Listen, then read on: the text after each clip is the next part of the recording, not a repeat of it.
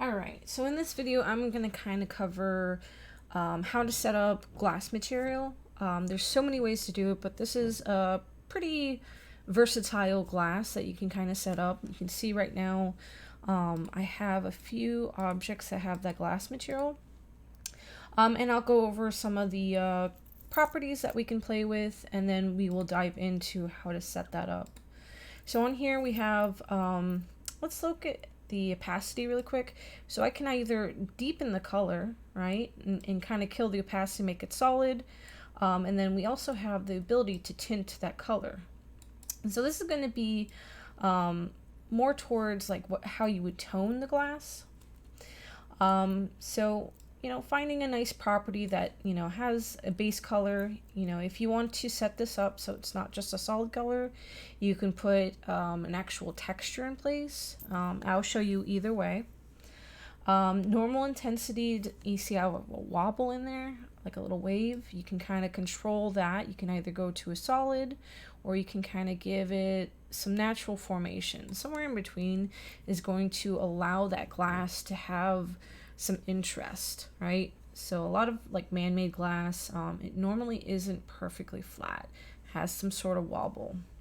I also have the UVs tiling, so if you want to have like larger movements in there, you can have that rather than having like a very large wave in there. So we have control over the normal map tiling.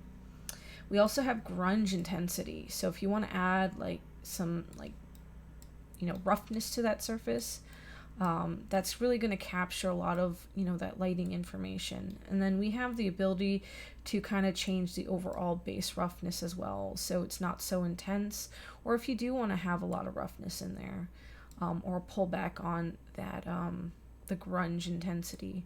So we have all this versatility to work through this, and so it'll give you a nice amount of information. Now that opacity is going to control with that roughness. If you have zero opacity, you're not going to see any roughness, you're not going to see any color. The only thing you're going to see is the refraction happening. And we do have control over refraction. If we set this to 1, you're not going to have any refraction. You can see the guy just disappears. Same with the glass on the side. Or if we, about 1.2 is a good amount of refraction. And that'll take your normal map into account as well as the mesh normal. I wouldn't go too much higher because then you're really distorting the information behind it and pulling in things like that. That doesn't make sense, right? That doesn't really fit behind it, and so it's really pushing it. So about 1.2 is pretty good, 1.22. So you can leave that as a default value either way, but you still have that availability to play with that.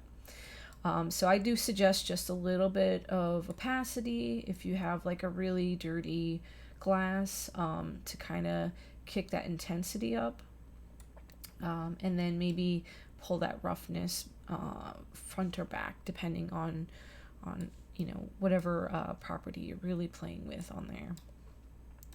And so that just gives you a little bit of a foundation, and then you can always pull out the hue, right, to give it more of that shiny glass feeling, and then maybe pull down on value because that's just going to kind of adjust with that, right? All right, so to kind of access these properties, you need to set up the base material first. So go ahead, and I'll do this down here under materials. Let's just go ahead, right click, create a material like normal, name it M_glass as your primary, your master, your parent material. And so that's how you're going to get to this stage. So from there, make sure you double click the background, and we're going to adjust the material properties down here. And so you want to make sure that it's set to surface. By default it is. Change your blend mode to translucent. And then under here, there is a lighting mode called surface translucency volume. That is going to open up your refraction. And that's part of what gives you the illusion of glass, right? As well as the opacity. And so you're going to have control over that overall opacity effect.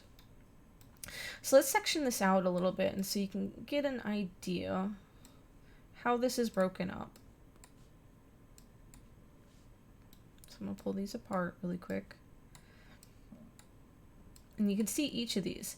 So our refraction is pretty simple. All we're doing is we're lerping between no refraction, which no refraction is set as 1, and then some refraction. And that's based off of your Fresnel effect. So anything that has a curved surface or like the mesh has directional information, you see how this top of his shoulders, his normal is pointing away from us, is perpendicular versus looking straight at us. That's what that Fresnel effect is going to do. It'll give a nice little effect, and it's going to control via the alpha. And then this refraction is just going to say whatever is looking towards us, how much refraction are we going to give it? And so in this case, 1.22 is a really good base foundation.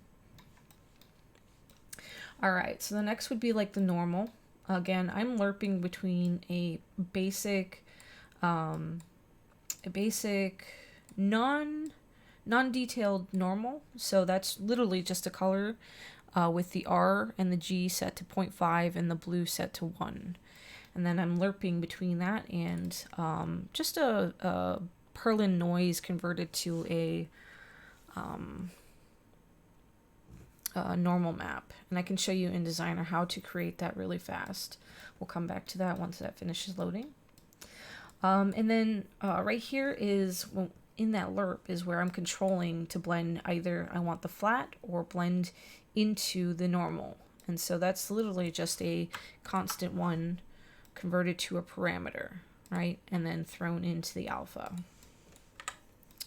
Over here, I'm actually controlling the UV coordinate system on this, so I can tile it a few times. So right here, you can see I have it set to 2. It really should be 1, 1. And then I'm multiplying based off of how many times I want to tile it. So if we set this to 1, we expose this UV tiling, and we could say, well, I want it to tile 2 times, right? And that's where this control comes into, the normal UV tiling. So that's a pretty easy setup for that. Looks like Designer is loaded up. We're going to do a new. You could do either. If you want to do like a whole glass package, you can keep it all in one nice map.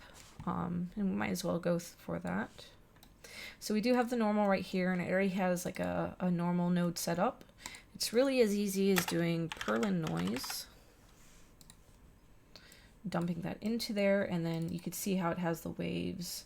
Now we can reduce the amount, so we have like larger movement, and then you can always make this a little bit more intense if you want, so you can see it a little bit more. And that will just be sufficient enough for the glass wobble, and then we can kind of control based on the UVs how close, like do we want large wobbles or do we want a little bit, and you can get a little demo of what it's doing, and we can always adjust it however you want, whether you want to do it in the texture or you want to do it in Unreal. All right, so the next thing is the opacity. Again, that's just a scalar parameter. You can hold 1 and click, and then go to right click and convert parameter, or you can just do a quick hotkey, which is set, S, and click, and it'll create a parameter, and then you just name it opacity. All right, next one would be, let's see, roughness. And so roughness, I'm actually using a texture pack. If you're not familiar with it, it just states that each each channel gets a little bit of different information. So there's scratches, I have some clouds, they all have their usage. So I just decided to use something like this for the grunge on the glass. And so I'm just grabbing the blue channel of that. I blend between a constant value. So if you think about roughness, you have the overall, 0 being very shiny, 1 being really rough, and then you can blend that or lerp between the two, whatever you want your base is, with the grunge. And that's really what I'm aiming for through here. And then the last one, you need to set your metallic to 1. This does not need to be exposed, it just needs to be set to 1. That's going to allow you to pick up reflections very well, and your grunge, your roughness to show up. And then the last one you want to do is hit 4, and then right click, convert to parameter, and that's going to be your base color. Now if you don't want to do a solid color and you have a texture to shine through, like say a stained glass, then you can actually just import a texture. For example, I'll just copy this one for now, and you can plug this in. It's obviously not going to look right, but for an example, you can plug that in instead of your base color. And then you can always right click, convert to parameter, and then you could swap that out for whatever base color or base texture you want in that case. So whatever way you want to go about it, that's pretty much how to set it up. If you have any questions, maybe I didn't cover a node, just let me know. This one, by the way, is just as is. You search for Fresnel, and that's as easy as that one. All right.